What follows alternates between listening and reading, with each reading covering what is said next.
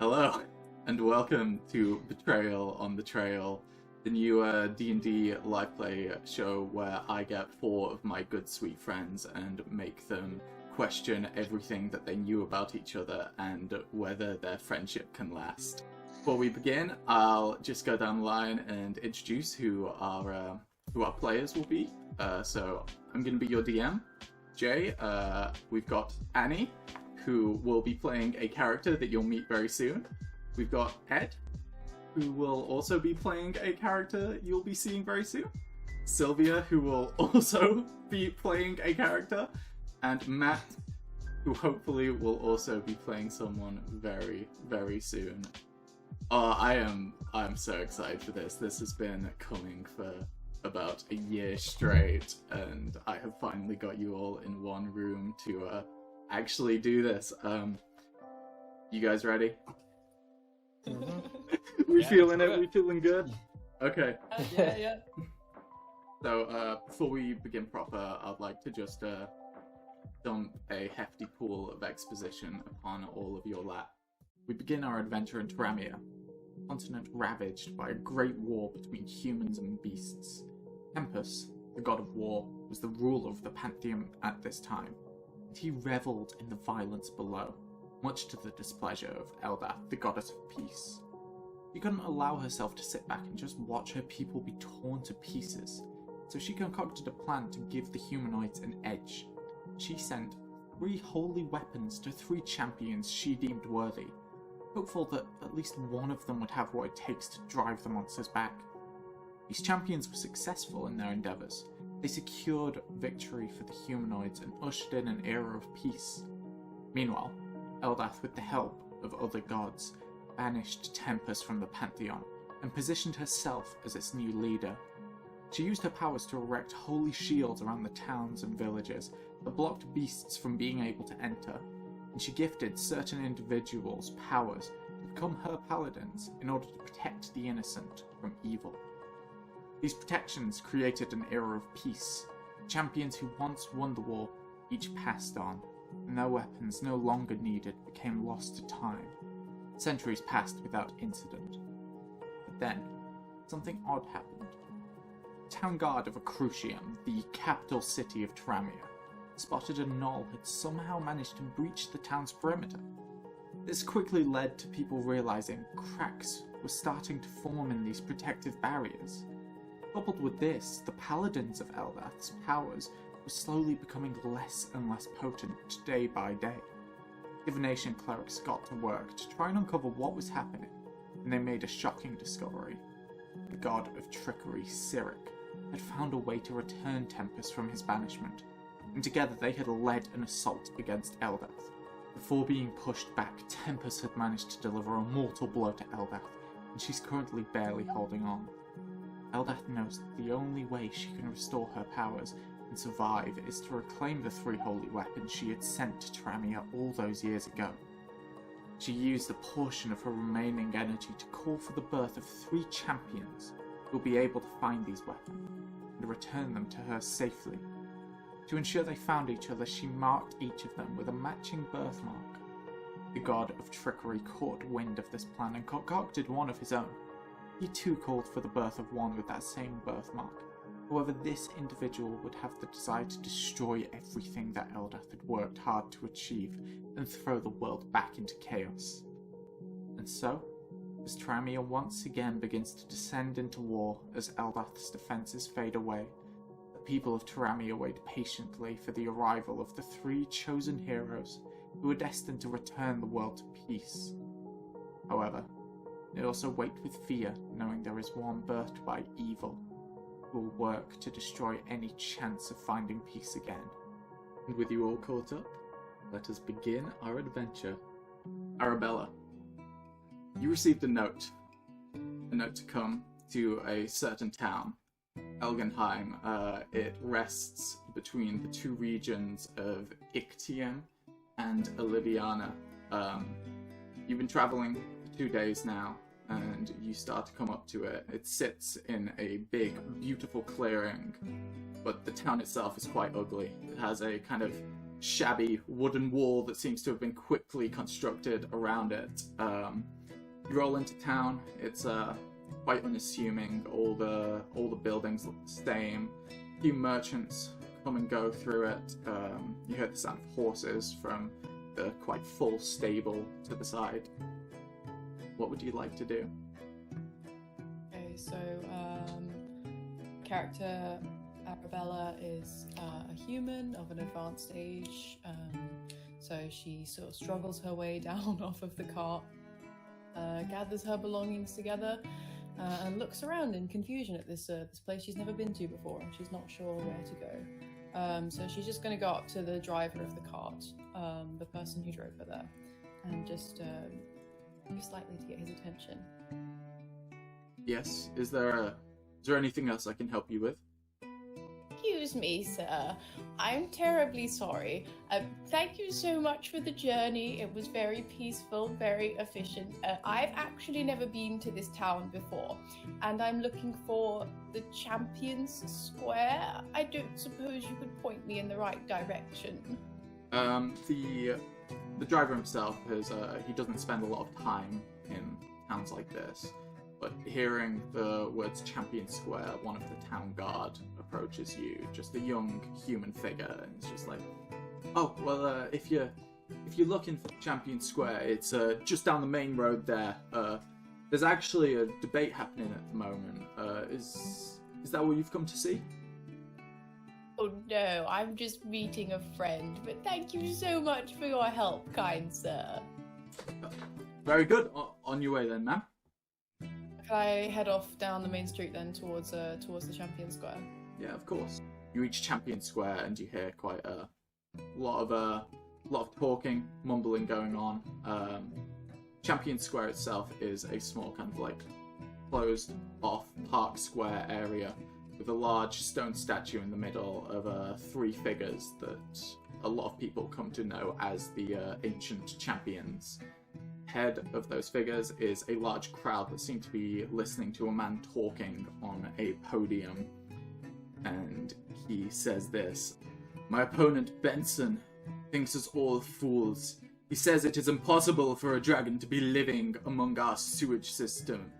In conversation, he has stated that the notion of a dragon living under our feet is stupid and weird to even bring up. I say Benson should wake up and smell the sewer dragon. If you want a sewage maintenance professional who will bring divine justice upon the beast under our feet, make sure you vote for me, Bomediza Bumpson." Two of you are also currently in the crowd. Those two being Three and Marie. You've kind of just been chilling in the square waiting to see if anything of interest would happen. You don't know who you're looking for. You're both separate as well. Just waiting, listening to the speech of this strange man who keeps prattling on about sewer dragons. Another man, a kind of more scruffy looking human, steps onto the podium, looks nervously among the crowd and says, This is really weird. You guys know this is the position for a rat catcher, right? There shouldn't be like full-on political debates. The audience lets out a boo hearing this, and as they do, you hear a noise from behind you. You hear the sound of metal being torn, a gate being flung off and thrown to the side.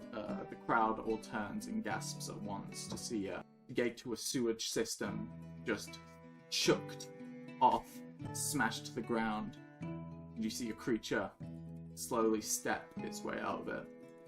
Human face, but lion-like body, dragon wings, and a barbed tail swinging slowly.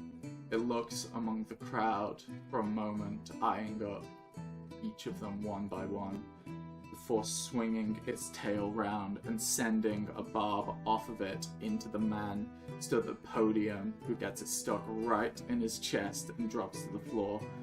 Town guard start hurrying people off the street, people start screaming, and I would like us all to roll for initiative real fast. Oh, we're starting good. Yeah, I didn't want to mess around. We're going in. Right. I'm not for a while. No, me neither. Alrighty, did anyone get above 20 before we go down? That's cool. Did anyone... 15? Oh. Yeah, I got 18. I just realized that my initiative is like off the charts. This math. I'm not used Hyper aware. You right? And then above 10? Oh my god, guys! I know you're all putting off joining the campaign, but come on! Alright, above 5 then. 6. 6, cool. Ironically, the first roll as this character was a 3. And I got +3. And then, finally, what did Ara get? 3. Oh, that's pretty good. Pretty fast. Alright, you've just witnessed this Manticore jump out of the sewage system. It's thrown a barb at the man giving the speech, and the guards are currently seeming preoccupied with getting people off the street rather than stopping this raging beast. Maria, you are the first to kind of note this, be ready for it. Do you want to first give a quick description of your character? Yeah, I'm a really small, stout little frog person. I've got like a little like kind of backpack on my back that's bigger than my entire body. I've got a little bicorn hat that's way too big for me, and the only things that I have are like a little tiny dagger and a short bow and a little harmonica on a necklace around my neck. I love it. Seeing as everyone else seems pretty preoccupied, like I'll try and help out, do my best. Are there any walls near me? Any balls? Like any buildings that I can Oh, particularly walls. scale? Walls, yes. So Champion Square has 3 major buildings. You've got the town hall just ahead. You've got a kind of like blacksmith to one side, and then you have the Department of Holistic Sewage Maintenance to the left. All kind of within running range, I would say. I've got 25 speed. I would reckon you could reach Town Hall, which is the one that's directly ahead with that speed. Yeah, and if it's directly ahead as well, where's that in relation to the Manticore? It's currently still a bit behind the kind of like Champion Square, so it just burst out of a sewage system. It's kind of moving in, and the first thing it did was throw a spike from his tail from a distance. Okay, I'm going to move in the direction of the town hall, but like kind of keeping a distance. I'm going to pull off my bow of my satchel, knock an arrow, and let it fly at the Manticore's head in an attempt to just kind of, I don't know, get its attention, and I'll just kind of yell, "Oi! This way!" I adore it, yeah. Roll to hit, first roll of It's the a game. 7 to hit. Oh! Okay, unfortunately, that does not hit the Manticore. It kind of sails just a bit past its head, but it does take note of the person that just yelled towards it. Unfortunately, that brings us to the Manticore's go. It's gonna begin kind of like slowly crawling its way over to Champion Square, kind of keeping itself low, still eyeing up the surroundings. It is going to throw 2 of its barbs kind of like generally out into the crowd, and it's going to throw the 3rd at Marie, who just yelled at it. So I'll roll your one first. That's a natural 1. So there's a lot of commotion, obviously, with all these people running back and forth, so the barb kind of gets lost amongst the crowd, but one of the other two strikes true to one of the people running off, and they drop with a small yelp. It's going to start moving into melee range with the general masses. Also coming out from the sewage, following closely behind, is a certain individual. Do you want to introduce yourself? So from where the where the Manticore emerged, a couple of rats scurry out, as if heralding the arrival of a 6'9" dragonborn. He is green, wears a sort of long, ratty coat, has a sort of like homemade leather armor around his chest. He's a fairly big lad, swimmer's body. And as he emerges, he is carrying what appears to be like a sort of termite-infested 2x4, almost with like a wasp, like a hornet's nest, sort of at the top of it. In his other hand is a bin lid, which he brandishes as a shield. And on his face, he wears a scowl.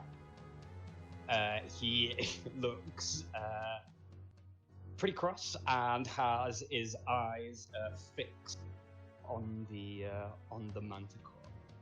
Just to top off the description, I would also just like to mention that he has a quite prevalent birthmark across where his jacket is open, sort of like shape of an eye with a star where the pupil should be. And obviously, being where the Manticore came from, the rest of you out in the crowd would also take note of this new dragonborn that has entered the scene. What would you like to do? Cabal is, for that is his name, is going to like shout towards the Manticore, and just be like, "Hey, this town has a monster," and like takes his like bin shield and his like rotten staff, and bangs the staff on the ground, then punches his hand to his chest. You see a sort of like his throat sort of bursts, and he sprays poison spray from his mouth. Hold on, he's gonna have to get a bit closer first because it's only got a range of 10 feet. So stomping angrily towards this fucking monster. I love it. And yeah, but to get within 10 feet of him, I am gonna hawk a big old poisonous loogie in his face. I love it. So yeah, Cabal spits at him. The monster is gonna have to make a Constitution saving throw. Love it. The DC is a mighty 12. Well, I rolled 10, so you've got it. He is well within splash zone. Cool. So that is going to do him 8 points of poison damage. Love it. So, you just spray this poison across him. His kind of like wings singe a little bit, and he turns his deeply upsetting human face towards you, his eyes burning with anger and bloodlust. Is there anything else you'd like to do? Cabal stops scowling as it looks at him and smiles. And that's my turn. Love it. Great. You're witnessing this. You're present as well. Do you wish to describe what your character looks like first? Yeah, sure. So he's a fairly young tabaxi with a rather dark coat with kind of splodges of lighter grey and kind of brown across it. The intense kind of green eyes. Just a massive grin on his face upon seeing this new exciting creature emerge from the sewer system. I think his first kind of reaction to this would be just to kind of look around for something to kind of climb up and get out of the way, but then upon seeing this other creature emerge with a recognizable birthmark, he would be kind of more intrigued and want to get in there. So I think he's gonna head up towards the Manticore if it's within 40 feet. Yeah, it's well within 40 feet. I'm gonna make my way over and just kind of nod politely to Cabal with this kind of look of excitement on my face. Hi, nice birthmark. Cabal points at the Manticore. I'm gonna pull out a quarterstaff and go for a hit against the Manticore, keeping the same kind of grin on his face. That is gonna be a 15 to hit with quarterstaff. That hits. Nice. Get some damage in. For 9 points of bludgeoning damage. 9 points. Very, very pretty. Cool. Is there anything else you want to do on your turn? Yeah, for a bonus action, can I make an unarmed strike? Yeah, you can. Here we go. Kind of pass the quarterstaff into one hand and just kind of go for like a flat-handed kind of hit into this thing if I can. Just a full face slap across a Manticore. That's gonna be an 18 to hit. Yeah, that hits even more. For 4 points of bludgeoning damage. Amazing. So you see that you're leaving dents on this thing's face. It's kind of like got a little bit of blood drizzling from its nose. A few teeth were knocked out by the quarterstaff. It's not looking happy. That brings us to Arabella. Okay, so I'm gonna look around and see all these people in peril and think, yep, this is what I gotta do. I'm gonna reach down pretty slowly, scoop up 3 pebbles from the floor, and then I stand back up. I chuck them into the air, and as I chuck them into the air, they hover there. And with all the unadulterated glee of someone indulging in their favorite hobby, I'm going to pull my trusty wand from behind my ear, Yeah. tap each pebble one by one, and they'll go flying towards the Manticore. So that is magic missile. I love it. That is amazing. 12 points of force damage. 12, nice. So you just pelt this thing with rocks, pretty much. I mean, that's essentially what you did. You threw 3 rocks at a lion, but really hard. The town guard have kind of like pushed a lot of the public out of the way, including the first of the 2 rat catchers, whose kind of head is poking over the crowd, and he locks eyes with the sewer dragon and is like, I knew it! I knew it! As he kind of gets dragged off into the distance. The town guard have now kind of finished their clear up, and they're beginning to turn back. Maria, it's back to your go. Cool. Seeing that like there was no chance of the Manticore ever coming after me anyway, considering the sheer amount of people attacking him now, I'm going to run up, try and get like something of a vantage point. Maybe go onto the podium. Yeah, sick.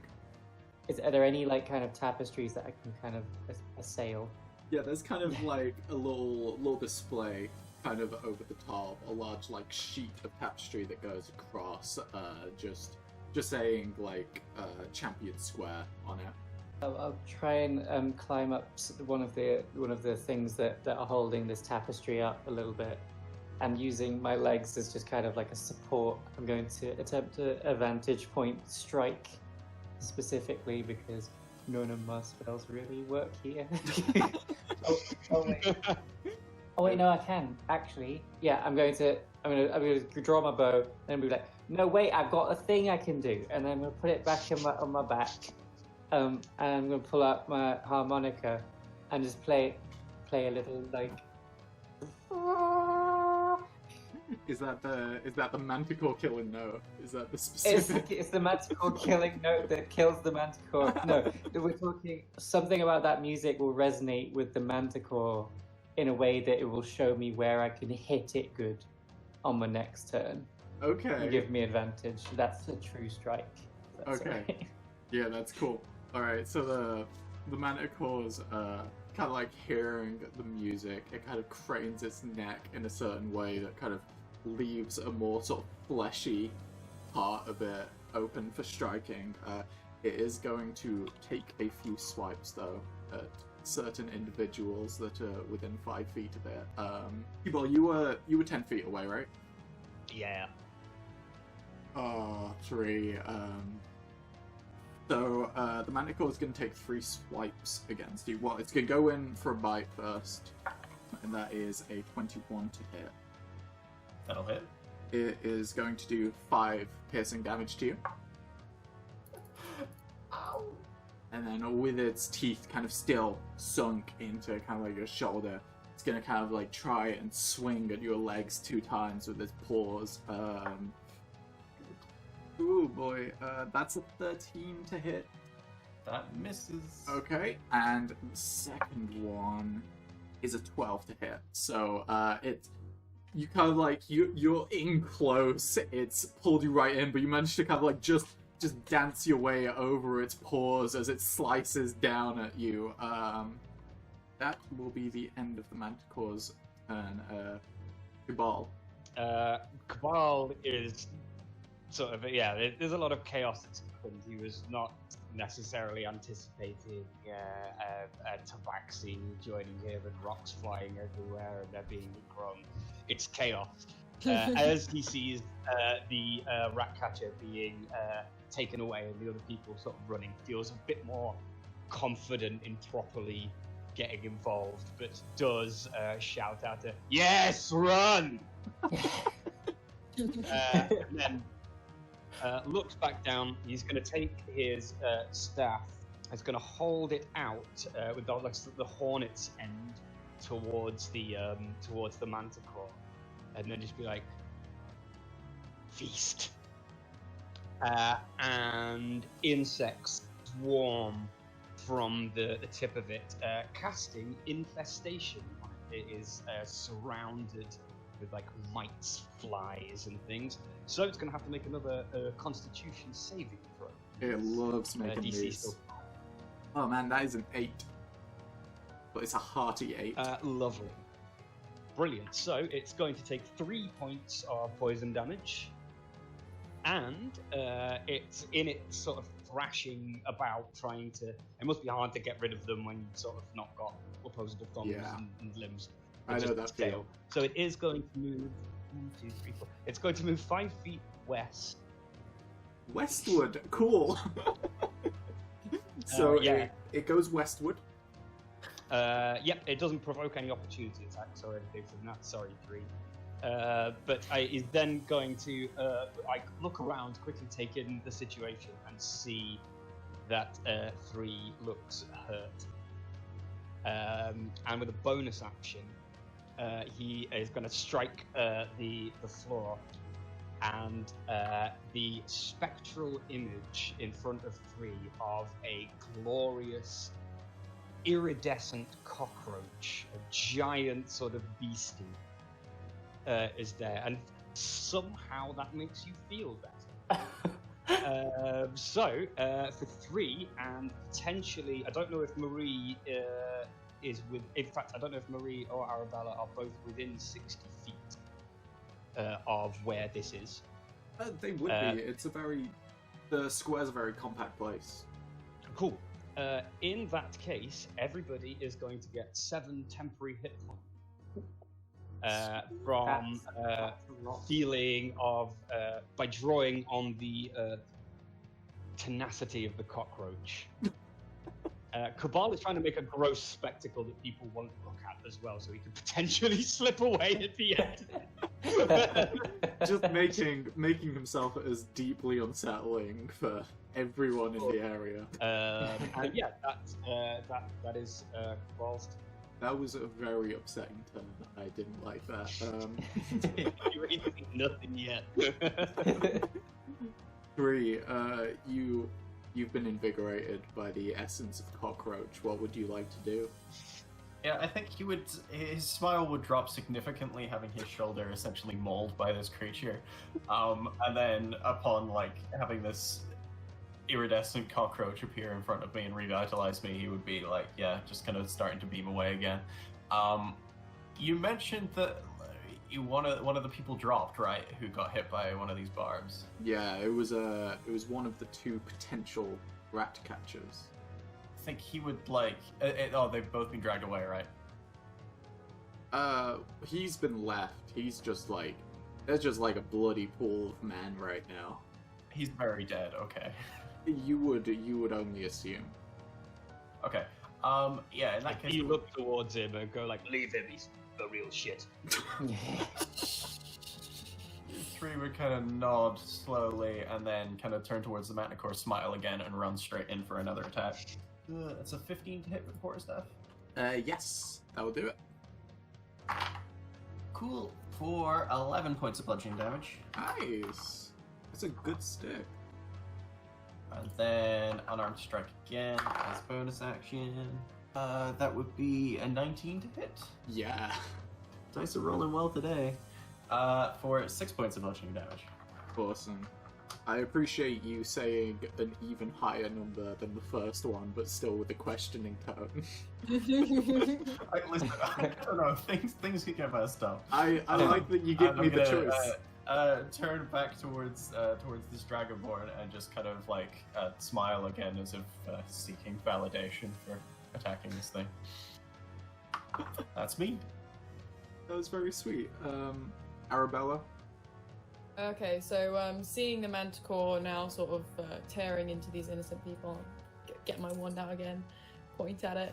The wand's gonna glow briefly red, and I'm gonna go, "Bad kitty, stop!" That's a sapping sting. Could you make a Constitution saving throw for it, please? Yeah, I can. Oh my god, Three is I am... absolutely gonna think that she's talking to him. Oh no! I got a 10 on that one. That will not save, so it will take 3 points of necrotic damage and fall prone. Awesome. So it rolls onto its back, it presents its tummy. It took your command to heart. Some of the town guards are now going to come back into the fray. They're going to run up alongside 3 and take a swing each at the Manticore. The younger one of them, kind of missing. He doesn't seem that well trained in hand-to-hand combat.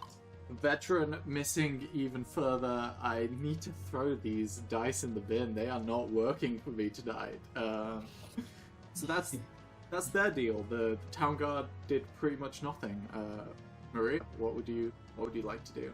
Manticore is now on its back, like belly ready. So your true strike's gonna strike even truer. I just kind of like make sure that my bow's like kind of nice and ready to shoot. First, just kind of stretching it a little bit. Love it. And then I'll take aim. I'm not really used to this.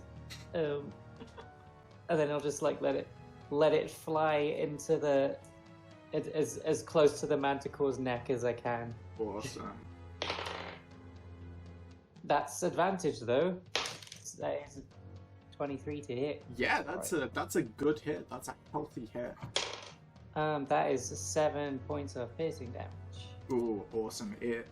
It lands like stick, just kind of like right in its neck. Is just kind of oozing a bit of blood from there now. It is not looking. It's not looking good. You'll all just kind of hear an audible yes. It's gonna move back onto the Manticore's turn. It's gonna use half of its movement to get back up, and it is going to take 1 strike each of the assailants that are currently surrounding it. One against the younger guard. The younger guard, which just kind of like comes in, bites straight for the neck. And the young guard just drops down. Next, he's gonna take a swing at the more older guard standing next to them and also hit. Yep. And just slash across the armor, just kind of like tearing it all up. He is going to drop down also, and the final one is going to come up against 3. Oh my god! Well, now I roll a 5. So that's an 8 to hit. Misses. Yeah, so it's kind of like it's getting tied up in all the people that it's having to strike at, so you can kind of like just move out the way a little bit. Val, it brings us back up to you. Okie doke. I think Cabal is going to walk up to it, closing the little distance that's between it, seeing that it's engaged with the other guys. Ostensibly, this might look to an onlooker as if he is bravely going up to it to confront it. He is actually sneaking a look just to make sure those 2 guards are dead. And on seeing that they are, will turn his face towards towards the Manticore. It's going to slightly push 3 out of the way, just with his big arm, just try and move him that way, because then he is going to use his breath weapon as just a roll of poisonous gas, a cone, emits from his mouth and washes over the Manticore. So it's going to have to do its favourite again and make a Constitution saving. The worst thing is, this is actually one of its good saving throws. Ooh, oh. That's a 13, so that just succeeds, does it not? That does save, yes. Yeah. But it's still going to take 3 points Oh. of poison damage. Okie dokie. And as a bonus action, I can move the cockroach totem up to 60 feet, but I'm just going to make a dance about it. A lot of this, whilst he's trying to do it, Cabal is also trying to minimize witnesses. Despite his big entrance, he is he's trying to make other distractions, hence checking the guards are dead. But yeah, that is. So not only is there a beautiful fight, but there's also a cockroach dance happening out in the center of this town square. Yeah, it's all going on. I love it. This is the place to be. Hopefully any witnesses will be disbelieved because this is too silly. You try and tell the story, first a man-faced lion jumped out, then a cockroach started dancing, and that's when they're like, okay, hold off. You're pulling my leg on this one. But yeah, that is, with his breath weapon, that's Cabosta. Love it. Alright, Bree, you have 2 dead friends next to you. What would you like to do? He's gonna look kind of noticeably worried, but still go for an attack with the quarterstaff nonetheless. Okie dokie. That's a 16 to hit. That hits. 6 points of bludgeoning damage. Amazing. As you bring down your quarterstaff, you just kind of like smack it right into the skull of this Manticore, and it falls to the ground with a heavy thud and stops moving. Well done, you guys. You did it. You brought it down. I'm proud of you all. We won the campaign. Yeah, that was it. That's all I've got prepped. Thanks for joining us. Okay, I'm gonna head sort of slowly in the direction of the Manticore corpse to go and talk to my fellow. Yep. My allies. Go and introduce myself. So I assume you guys are all like Bree and Kibal. You've not like sprinted off into the night or anything like that. No, just backed off like maybe 10-15 feet to try and watch from a bit of a distance. Yeah, of course. I'll have just kind of hopped down. Yeah. And kind of just like sauntering over as well. Yeah. A little hello as I walk over. Weren't you good at fighting? That was so impressive. I'll look towards Cabal and be like, gosh, aren't you a tall fellow?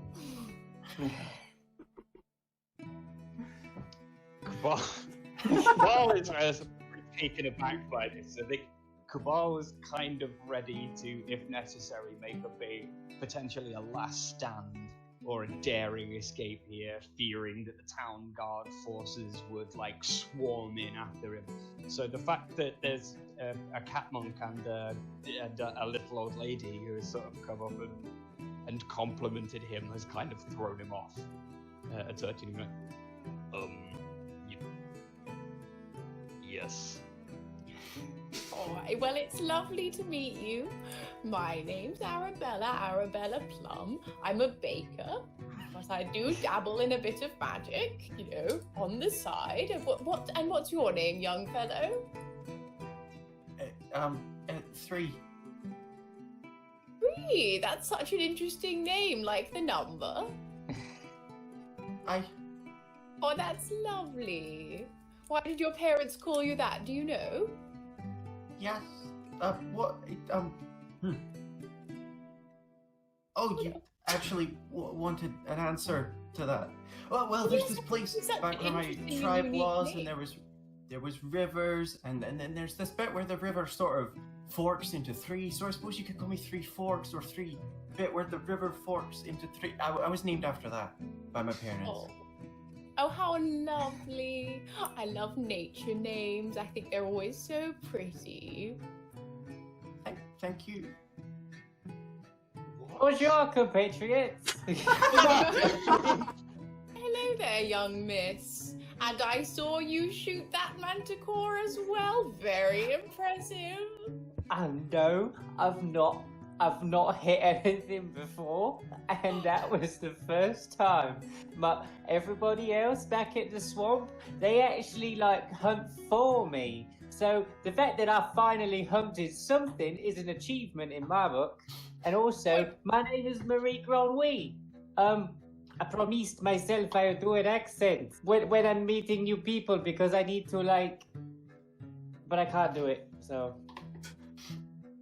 Well, I think you have a lovely accent, Marie. Thank you. I think 3 would be kind of during this conversation, just kind of occasionally glancing at Cabal's birthmark. Also, as Marie approaches, you do see a very similar birthmark underneath one of their eyes. Okay. Cabal, while this is happening, is just looking between the 3 of them. And Cabal's used to being on his own, so will vocalize a lot of his thoughts. Just well, the surface is still terrible. And whereabouts are you from, Mr. Crocodile?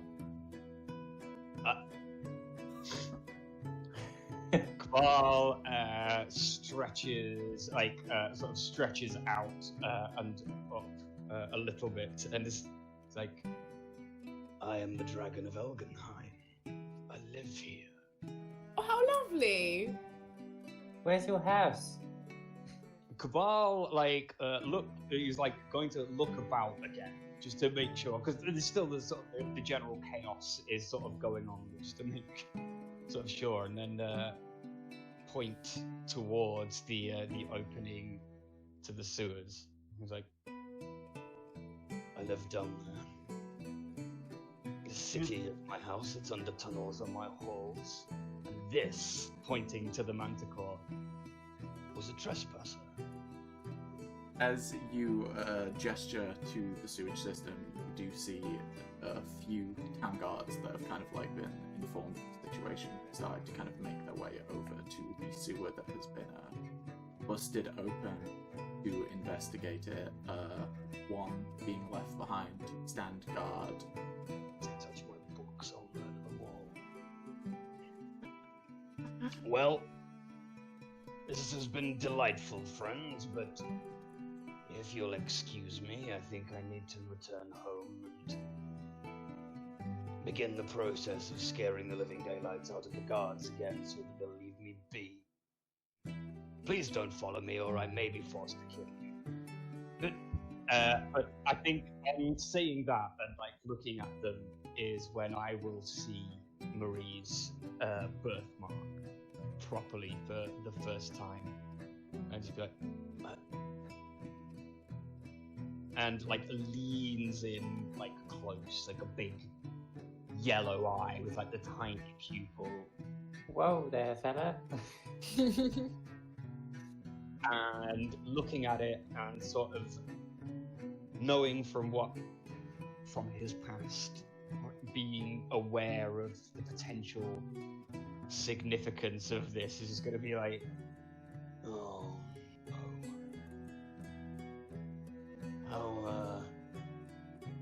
born with that? You mean my almond? I'm almost positive it's not an almond. Yeah, well, you see, what we thought one of my sisters had the same thing, but it turns out it was just a freckle. Cabal is gonna hang his head down for a moment and then lets out a surprisingly large laugh. Oh. Eldath has a sense of humor, and I am going to unstrap my rat leather armor slightly and pull it down a little so that more than the top you can see the full across his chest is this enormous, the same birthmark. that Marie has in like sort of brown markings on his skin. I'm like, do you know what? Of course you don't. You thought it was an almond. And we'll turn to look at 3 and see him still beaming. I assume he is still beaming. Yeah, kind of looking a little bit nervous at some of the things that have been said, but in general, yeah, just kind of flipping between kind of worry and then just general excitement at being in the situation. Is this you? Oh, the birthmark. Yeah, it's behind my ear, but I sort of, have hair and stuff, so it kind of covers it a little bit. But you can just about make it out if you kind of look at it. But it's not that big. That's. Well, it's not a contest, but if it were. I'm terribly sorry to interrupt you in what is clearly an important moment of exposition, but I also have, and Arabella lifts her left wrist and shows her that she's got the same birthmark just there in sort of pale red on her aged skin. This is such a strange coincidence, isn't it? I feel like we're all going to be great friends already. Do you know what these signify? I have a vague idea that I might know what you're talking about, yes. Yeah. I was told the stories. Maybe we should talk. As you have this very somber, serious exposition-filled conversation, you're going to feel a little hand tug down on your trousers, and you'll see a small gnomish girl kind of clad in like black leather. You'll recognize her as Pinky, one of your good friends. She's going to look up to you and be like, "Holy shit! Made a right pig's ear of this situation, haven't you? Town guard, they're all going mental right now. I had no idea what was going on, but killing a Manticore, that's pretty fucking metal." Hello, Pinky. Alright, what's this? What is this? This is strange. This is an odd scenario. I don't like this. Me neither. I feel very exposed. Yeah, I don't like being above ground. Oh, you don't mean that. You mean the Manticore and... Well, yeah, the Manticore was kind of like my main course, but the dancing cockroach and cast of very versatile characters was also very confusing to me. Yes, good. If it confused you, it will have confused others. That was my intent. Pinky, I need to speak with these people in a more private setting. Do you think my home has been compromised? Sorry, everything on my desk just fell out. Well, from the whispers on the street, the town guard have currently they've locked down the main entrance. No one's coming in or out until they find out who led this Manticore in, and well, obviously the sewer systems and other entrance and exits. So they've tried their best to lock that down too. I've tried that before. The ball is really starting to like worry about like being sort of out and exposed. So it is gonna sort of look to the three people and to Pinky and be like, if we can distract a guard or make our way somewhere into the sewers, we can talk. I can show you my house. Don't touch my stuff. Or there is a tavern that I am a patron of that don't mind me so much, but look, I don't worry. and at that point I am going to like just bang my staff on the floor and wild shape into a cat. So Cabal just shrinks down in size to be a little sort of pretty mangy looking, like sort of black cat with like a white muzzle and white paws, sort of grey muzzle and paws. Marie, you having been up close to Cabal, you can see that his eyes are still the same, like yellow, draconic eyes on the cat. He will like shrink right down and then like sort of like, hello, schmutz. Hello. What a fun trick! Oh, look at that! What did the cat do with our friend? Cabal cannot speak whilst he is cat size, but is very much going to be just look as an unimpressed. Reach down and gently pet Cabal on the head. Aren't you a sweet little kitty? Oh. The three would try and pick up the cat to take him with us. Wait, I think the cat wants to show us where to go. Sounded like this gentleman knew what was going on. Aye, but we don't know where he went, and now there's just a cat here. No, three. The cat is Cabal. I will push my face into his, like, so I can try and see the eye, like. I'll just like pick Cabal up by the under the arms and like stretch him out and just show like the like there's the birthmark still there.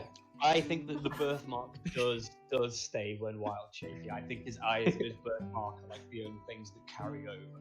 Just on like the pink patch of the belly. Yeah. Three would just kind of nod in amazement.